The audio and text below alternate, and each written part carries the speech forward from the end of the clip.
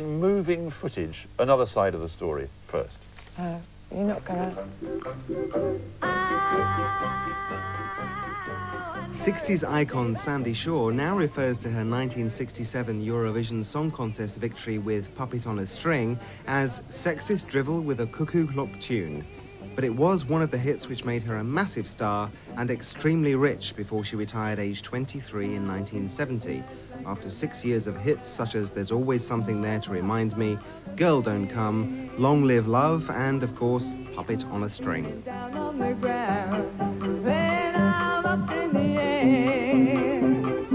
She disappeared in the 70s and lost all her money, but came back in the 80s with intriguing minor hits such as Cilla Black's Anyone Who Had a Heart and Morris's Hand in Glove.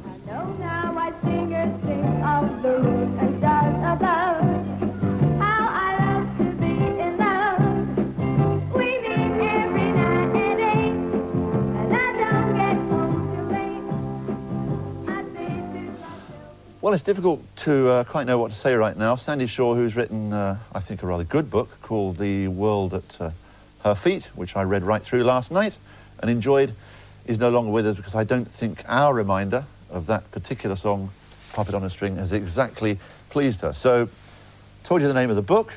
You've seen the lady in action. Sandie, sadly, is no longer with us for the interview. Sing everything. I used to wake up and I actually felt hopeful, and then I started feeling better every day. And I could, every kind of area, every aspect of my life, I went through and resolved. And here I am, and all kind of like different and happy and everything else. Or nearly happy. Oh, absolutely happy.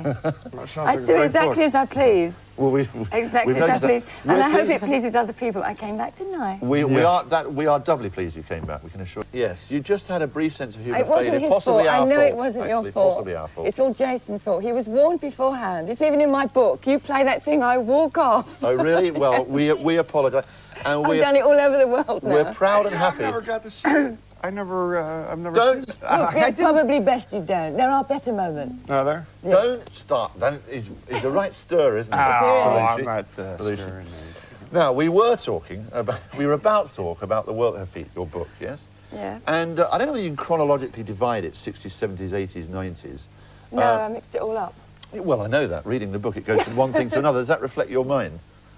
I think it does, because I was writing it from an 80s perspective and kind of like driving forward towards the 90s, but kept looking backwards to see what had gone on behind. Yes. Yeah. The easiest way to, I suppose, talk about it is talk about it almost like a roller coaster, isn't it? Highs, lows, middles, and so on. Yeah. I sense, actually, that the good news is that you've entered the best point of your life right now. I mean, you appear to be oh, yeah, this morning was the highest point of all, actually. Well, it's bringing that up, not me. Rock and roll is alive. Yeah. Yeah, it covers every part of my life, I suppose. What else do you want me to say about it? It's a brilliant book.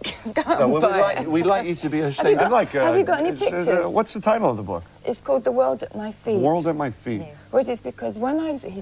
No, tell me. When I was very young, when I was 16, when I first sang, I used to sing barefoot.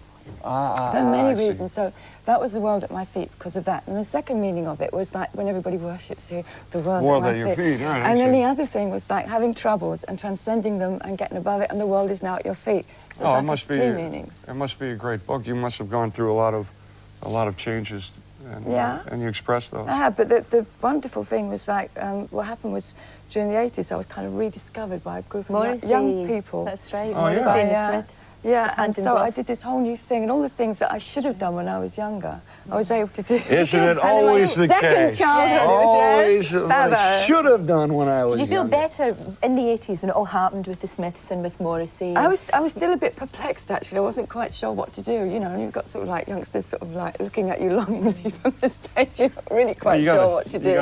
But I know what to do now. You do? Absolutely, yes. I got a few things that I still don't know what to do, or how to do. Maybe you can teach me, or...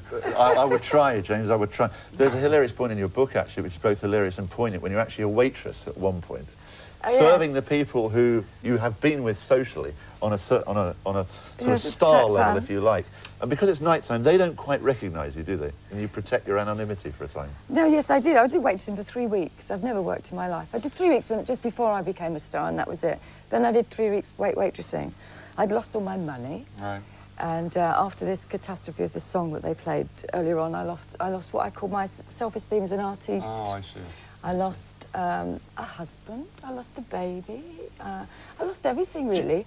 And I had to support myself at that time, and my daughter. And I couldn't actually work as a singer anymore, as a famous person, because I didn't want anybody looking at me. Oh, man. Because it's a bit like being Well, an egg with no shell. Yeah, no, I have that feeling a lot sometimes. Oh, really? Oh, when you do a movie that's really not great or wasn't reviewed really? well, you don't want to show your face, you don't want to ever act again. And, Yeah, but this lasted for 10 years. well, that's a long time. I go through a couple of weeks of that, but...